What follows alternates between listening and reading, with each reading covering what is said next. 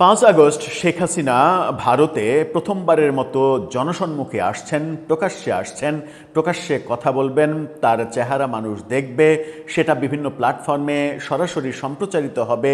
এই ঘোষণা আজকে যখন সন্ধ্যার পরে রীতিমতো ছড়িয়ে পড়তে শুরু করে, তখন শেখ হাসিনাকে নিয়ে আরও অনেক আলোচনা ছড়িয়ে পড়ে। ভারতীয় গণমাধ্যমগুলো আবার নতুন করে মনে হচ্ছে যে এক ধরনের উঠে পড়ে লেগেছে শেখ হাসিনার আদ্যপান্ত নিয়ে খবর এবং নানা ধরনের মজার খবর, গুরুত্বপূর্ণ খবর, কখনো কখনো চটকদার চমকপ্রদ খবর, এগুলো দিয়েই যাচ্ছে একের পর এক। এবং কোনো কোনো গণমাধ্যম একের পর এক নতুন নতুন ইস্যু নিয়ে, শেখ হাসিনা কেন্দ্রিক নতুন নতুন ইস্যু নিয়ে ফটোকার্ড তৈরি করে সামাজিক যোগাযোগ মাধ্যমের তাদের যে পেজ, ভেরিফাইড পেজ, সেই পেজগুলোতে শেয়ার করছে। সেই ঘটনার মধ্যে অন্যতম একটা বড় খবর ভারত থেকে আসছে। ভারতের একটি গণমাধ্যম বলছে, ভারতের যিনি নিরাপত্তা উপদেষ্টা অজিত দোভাল, তিনি বলেছেন শেখ হাসিনার ব্যাপারে ভারত এ পর্যন্ত যত সিদ্ধান্ত নিয়েছে, বিশেষ করে নিরাপত্তা সংক্রান্ত সিদ্ধান্তের কথাই তিনি বলেছেন, যেহেতু তিনি নিরাপত্তা উপদেষ্টা, সেটা নজিরবিহীন। তিনি বলেছেন যে ভারতের ইতিহাসে এরকম কোনো ঘটনা এর আগে কখনো ঘটেনি। শেখ হাসিনাকে এতটা নজিরবিহীন নিরাপত্তা দেয়া কিংবা এতটা গুরুত্বপূর্ণ ভাবার পেছনের কারণ কি? কি এমন ব্যাপার স্যাপার শেখ হাসিনার মধ্যে আছে যে নজিরবিহীন ঘটনা ঘটাচ্ছে ভারত সরকার? চলুন অজিত দোভাল কি বলছে ভারতীয় গণমাধ্যম দ্য ওয়াল, সেটা সহ বেশ কিছু চমকপ্রদ খবর সামনে এনে সেগুলো সত্য হিসেবে দাবি করছে, সেগুলো একটু সামনে এনে আমরা বোঝার চেষ্টা করি কতটা সত্য, কতটা গুঞ্জন, গুজব কিংবা প্রপাগান্ডা হতে পারে।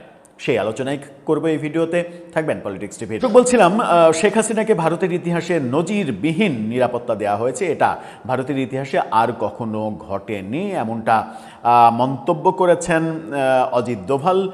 ভারতের জেমস বন্ড খ্যাত অজিত দোভাল, যিনি নরেন্দ্র মোদীর পরে ভারতের সবথেকে শক্তিধর মানুষ, তিনি যখন এই মন্তব্য করেন এবং সেটা যদি সত্য হয়, তাহলে কিন্তু এটা নিয়ে ভাবনার যথেষ্ট অবকাশ রয়েছে।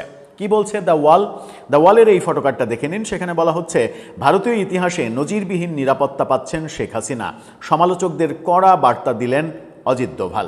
তারা বলছে যে বাংলাদেশের সাবেক প্রধানমন্ত্রী শেখ হাসিনাকে আশ্রয় প্রদান এবং তার অবস্থান নিয়ে চলমান নানা আলোচনার মধ্যে বিস্ফোরক মন্তব্য করেছেন ভারতের জাতীয় নিরাপত্তা উপদেষ্টা NSA অজিত দোভাল। শেখ হাসিনার গুরুত্ব এবং তার নিরাপত্তার কঠোরতা বোঝাতে গিয়ে তিনি বলেন, আপনাকে বুঝতে হবে আপনি কে আর শেখ হাসিনা কে।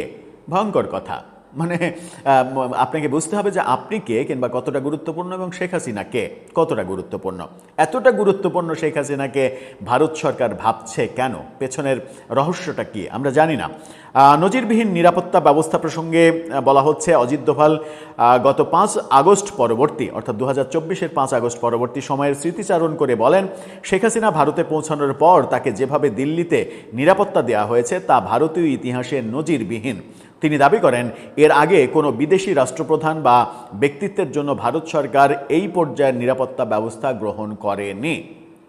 ভয়ঙ্কর তথ্য কিন্তু। তার পরিচয় এবং গুরুত্বের বার্তা সম্পর্কে বলা হচ্ছে, ভারতের এই প্রভাবশালী নিরাপত্তা কর্মকর্তা নাম উল্লেখ না করে সমালোচকদের উদ্দেশ্যে বলেন, শেখ হাসিনার রাজনৈতিক উচ্চতা এবং ভারতের কাছে তার গুরুত্ব অপরিসীম। তিনি বলেন, আপনারা দেখেননি 5 আগস্টের পরে তাকে দিল্লিতে কিভাবে নিরাপত্তা দেওয়া হয়? তার নিরাপত্তা ছিল ভারতীয় ইতিহাসে এক বিশেষ অধ্যায়।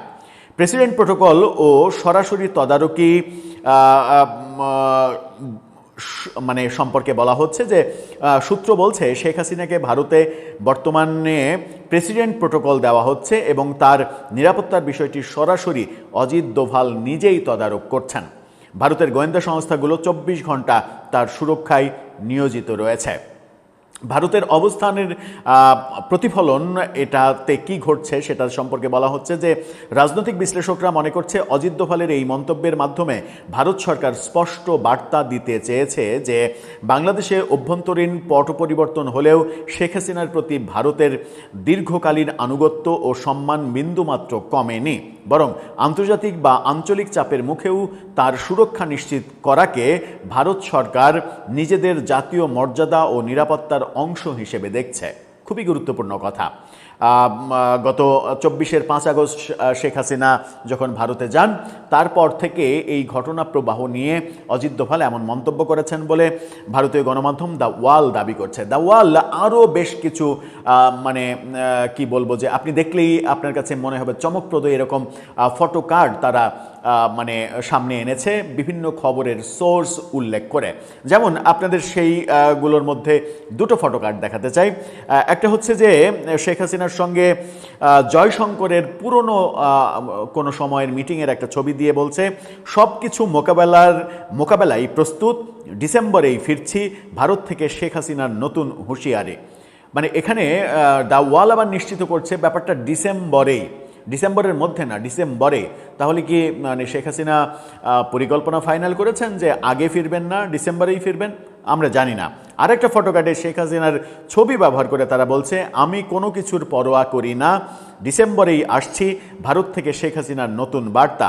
এরকম ফটো কার্ড এবং নতুন নতুন নিউজে গড়ের যে বাংলাদেশ সফর, সেই বাংলাদেশ সফরের পরে দীনেশ ত্রিবেদী, ভারতের রাষ্ট্রদূত ঢাকায় নিযুক্ত, তিনি যে গড়ের সঙ্গে মিটিং শেষেই দিল্লিতে উড়াল দিলেন, এই প্রেক্ষাপট থেকে শুরু করে গত 2 দিন ধরে ভারতীয় বিভিন্ন গণমাধ্যম শেখ হাসিনার ব্যাপারে নতুন করে আবার সরব হয়েছে। এই নতুন করে সরব হওয়াটা নেগেটিভ নাকি পজিটিভ বাংলাদেশের জন্য, সেটা একটা বড় ভাবনা। কারণ শেখ হাসিনার 24-এ সরকার পতনের পরে তিনি এবং তার নেতারা দেশ থেকে চলে যাওয়ার পরে ভারতীয় কিছু মিডিয়া প্রতিনিয়ত অনেক প্রোপাগান্ডা চালিয়েছে, যে প্রোপাগান্ডার মাঝে কোনটা যে আসল সত্য খবর সেটা খুঁজে পেতে আমাদের আসলে বেগ পেতে হয়েছে। সেরকম অবস্থা আবার চালু হচ্ছে নাকি অন্য কিছু হচ্ছে? যদিও আমরা মানে ইন্ডিয়া টুডেও ওই সময় খুব একটা যে পজিটিভ রোল প্লে করেছে তা আমরা দেখিনি। তবে এই দীর্ঘ 2 বছরে একটা গণমাধ্যমকে আমরা লক্ষ্য করেছি খুব একটা গুজব তারা ছড়ায় না, সেটা হচ্ছে যে ভারতের একটা আঞ্চলিক ইংরেজি মানে অনলাইন নর্থ ইস্ট নিউজ এই গুজবে মানে রিপাবলিক বাংলার মতো গুজবে নিজেদেরকে সামিল করেনি। এরকম 2-4টা গণমাধ্যম তো রয়েছে, কিন্তু সবথেকে বড় যে ব্যাপারটা সেটা হচ্ছে যে গুজব নাকি সত্য নাকি প্রোপাগান্ডা, গুঞ্জন নাকি অতিকথন নাকি অতি চমকপ্রদ মানে নিউজ আইটেম হিসেবে সামনে জনগণকে খাওয়ানোর ব্যবস্থা, সেগুলো যাই হোক না কেন, এই সামনে 5 আগস্টকে কেন্দ্র করে যখন শেখ হাসিনার সরকার পতনের 2 বছর পূর্তি হচ্ছে, সেটাকে নিয়ে ভারত এবং ভারতীয় গণমাধ্যম নতুন করে যে আবার মানে আদা জল খেয়ে মাঠে নেমেছে এবং মাঠে তারা সরব হয়েছে, এটা আমাদের কাছে খুবই স্পষ্ট বার্তা। সেই বার্তাটা বাংলাদেশের জন্য কল্যাণকর নাকি ক্ষতিকর সেটা হয়তো এখন আমরা বুঝতে পারবো না, সময়ই বলে দেবে এর পরিণতি কোন দিকে যায়।